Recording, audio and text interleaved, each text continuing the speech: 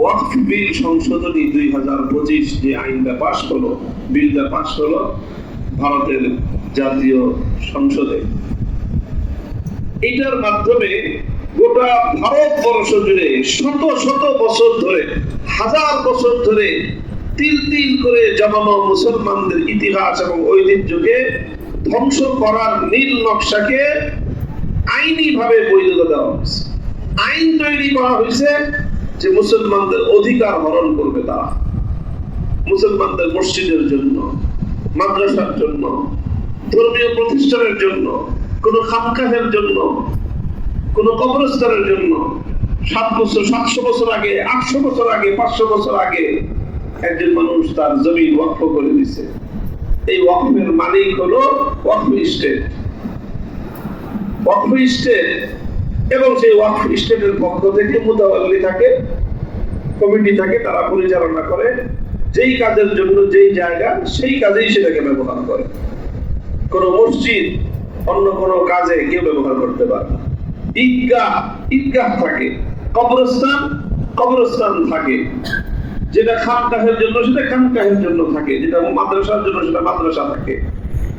এইভাবে ভারতবর্ষ জুড়ে lakh lakh acre area এই ওয়াকফ সম্পত্তি, এবং যেটা মুসলমানদের ধর্মের সাথে সংশ্লিষ্ট একটা অ্যাসেট, একটা সম্পদ, সেটাকে তারা আইন তৈরি করেছে যে সেটা এখন আর ওয়াকফ স্টেটের থাকবে না। এটাকে নানাভাবে ভারতের বর্তমান হিন্দুত্ববাদী সরকার ওয়াকফ স্টেটের বিল, আইন সংশোধন করে নতুন বিল আনছে, যে বিলের মাধ্যমে এখন মুসলমানদের মসজিদের কমিটিতে তারা রাষ্ট্রীয় হিন্দুদেরকে সেখানে অধিকার দিয়ে দিবে। ইচ্ছা করলে যে কোনো জায়গার ওয়াকফ সম্পত্তি সরকার নিয়ে নিবে, নিয়ে যে কোনো কাজে ব্যবহার করবে। এইভাবে সারা ভারতে এরকম লক্ষ লক্ষ একর মুসলমানদের হাজার বছরের সম্পত্তি কেড়ে নেওয়ার একটা এমন আয়োজন তারা করতেছে। আমরা হাজার হাজার মাইল দূরে গাজাবাসীদের জন্য কাঁদতেছি, অথচ প্রতিবেশী হিসেবে ভারতের মুসলমানদের জন্য কান্না তো সর্বপ্রথম আমার করা উচিত। ভারতের মুসলমানরা যখন আক্রান্ত হয়, ভারতে যখন ইসলাম আক্রান্ত হয়, এর জন্য সর্বপ্রথম দুইটা দেশের মুসলমানদের উপর দায় আসে, একটা পাকিস্তান আর একটা বাংলাদেশ। কারণ ভারতের পাশে এই দুইটা মুসলিম রাষ্ট্র। তা আমি 7 সমুদ্র 13 নদী বাড়ি দিয়ে গাজার মুসলমানদের জন্য কান্নাকাটি করতেছি, অথচ ভারতের মুসলমানদের দায়িত্ব এবং তাদের আমাদের উপর তার দায় হাজার গুণ বেশি। অবশ্যই গাজার মুসলমান, ফিলিস্তিনের মুসলমানদের প্রতি সহমর্মিতা আমাদের অবশ্যই আছে এবং থাকাটা ইমানের অঙ্গ, সন্দেহের কোনো অবকাশ নেই। কিন্তু কথা হলো, ফিলিস্তিনের জন্য সারা দুনিয়ার মুসলমানরাই কাঁদতেছে। সেখানে আরবের মুসলমানদের দায়িত্ব বেশি, প্রতিবেশীর হক বেশি। প্রতিবেশীর হক বেশি না? ফিলিস্তিনের পাশে আছে মিশর, সেখানে আছে জর্ডান, সেখানে আছে ইয়ামান, গোটা আরব বিশ্ব, সেখানকার আরবের মুসলমানদের দায়িত্ব হলো সবচেয়ে বেশি।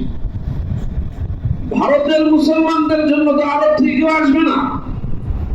বাবরি মসজিদ শহীদ করার পর, আহমেদাবাদ এবং গুজরাটে মুসলমানদেরকে গণহত্যা চালানোর পর ব্রহ্মাস্ত্র করতে সেই সৌদি আরব থেকে অথবা ইরান থেকে, ইরাক থেকে, কুয়েত, লেবানন থেকে মুসলমানরা ডাক দেয় নাই, বাংলাদেশ থেকে মুসলমানরা ব্রহ্মাস্ত্র করছে। আজও ভারতের মুসলমানদের উপর এত বড় একটা সরকারি খড়গ, আগে যে কয়টা হয়েছে সবগুলো আদালতের কাঁধে বন্দুক রেখে তারা কাজ করছে, আর এখন সরাসরি আইনটাই পরিবর্তন করে মুসলমানদেরকে ধ্বংস করার, মুসলমানদেরকে নির্মূল করার একটা আইন তারা তৈরি করলো। এত বড় সাম্প্রদায়িক কাজ করলো ভারত, অথচ বাংলাদেশে এখনো পর্যন্ত দৃশ্যমান ওরকম বড় কোনো প্রতিবাদ এবং প্রতিরোধ হয়। আমরা বাংলাদেশের মুসলমানরা যদি এটার বিরুদ্ধে কার্যকর একটা প্রতিবাদ জানাতে পারি, ভারতের মুসলমানরা অন্তত সাহস পায় যে না, আমাদের পাশের বাড়ির মুসলমানরা আমাদের পাশে আছে। ভারতের মুসলমানরা তো এটা নিয়ে অনেক বড় প্রতিবাদ করতেছে, কিন্তু আমরা আমাদের শাপলা চত্বরের শাহাদাতের পরে কলকাতায় মুসলমানদের যত বড় মহাসমাবেশ হয়েছিল, যে বাংলাদেশের মুসলমানদের উপর শাপলা চত্বরে গণহত্যা কেন চালানো হলো, আজ সেই ভারতের মুসলমানদের উপর যখন এই সকল বিপদ নেমে আসতেছে, আমরা বাংলাদেশের মুসলমানরা তাদের মধ্যে সেই সহানুভূতি, সেই সহমর্মিতা প্রদর্শন করতে পারিনি। জাতি হিসেবে এটা আমাদের জন্য ব্যর্থতা। আর যতদিন হয়ে গেছে এর মধ্যেই বড় ধরনের প্রতিবাদ হওয়া দরকার ছিল, উচিত ছিল। যাই হোক, একদিকে আমাদের দৃষ্টি ছিল জাতির যে গাজার প্রতি, গাজার মুসলমানদের প্রতি এটা হোক, আলহামদুলিল্লাহ সেটা সুন্দরভাবে সুসম্পন্ন হয়েছে। বিশ্ব দরবারে বাংলাদেশের একটা দায়িত্ব পালন হয়েছে। সারা পৃথিবীতে বাংলাদেশের 12 তারিখের মার্চ ফর গাজা নিয়ে একটা আলোড়ন সৃষ্টি হয়েছে। আন্তর্জাতিকভাবে বাংলাদেশ সারা দুনিয়ার সামনে এই কথা যথাযথভাবে উপস্থাপন করতে পেরেছে। এখন এই থেকে অনুপ্রাণিত হয়ে বাংলাদেশের মুসলমানদের দায়িত্ব এবং কর্তব্য হলো ভারতের মুসলমানদের পাশে দাঁড়ানো। এটা তাদের আরো বড় দায়িত্ব, কারণ এখানে আমরা ভারতের প্রতিবেশী মুসলমানদের দেশ। ভারতে 40 কোটির মতো আসলে মুসলমান আছে, কিন্তু তারা সেখানে সংখ্যালঘু।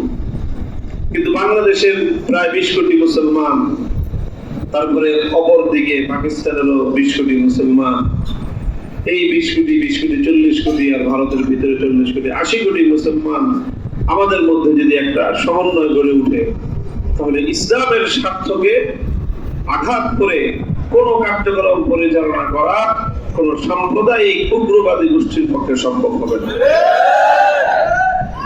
আমাদের একটু খুব সহজ কথা, দেখো কেউ যখন আক্রান্ত হয়, পাশ থেকে আরেকজন এসে যদি শুধুমাত্র তার পাশে দাঁড়ায়, কিছু করতে হয় না, ভিতরে একটা শক্তি জাগে। আমার পাশে আমার ভাই আছে, আমার পাশে আরেকজন আছে, তো সেই শক্তিটা নিয়ে সে যখন কথা বলে, সেই শক্তিটা নিয়ে যখন সে দাঁড়ায়, তখন তার অন্যরকম একটা চেহারা দাঁড়ায়, অন্যরকম একটা শক্তি সে পায়। আর পাশে যদি কেউ না থাকে, শক্তিশালী মানুষও নিজেকে অসহায় মনে করে। তো এই জন্য আমরা হয়তো খুব বেশি কিছু করতে পারবো না, কিন্তু আমাদের এই সময় সবচেয়ে বেশি জরুরি যেটা, ভারতের মুসলমানদেরকে পয়গাম পৌঁছে দেওয়া যে আমরা তোমাদের সাথে আছি, আমরা তোমাদের পাশে আছি, এবং আমরা যে কোনো মুহূর্তে, যে কোনো পরিস্থিতিতে তোমাদেরকে একা ছেড়ে দিব না। হিন্দুত্ববাদীদের হাতে আমরা তোমাদেরকে একা ছেড়ে দিব না। এই পয়গাম আমাদের পক্ষ থেকে ভারত রাষ্ট্রের কাছে, সরকারের কাছে এবং ভারতের মুসলমানদের কাছে পৌঁছায় দেওয়া, এটা বাংলাদেশের মুসলমানদের জন্য বর্তমান বিশ্ব প্রেক্ষাপটে সবচেয়ে বড় জিম্মেদারি।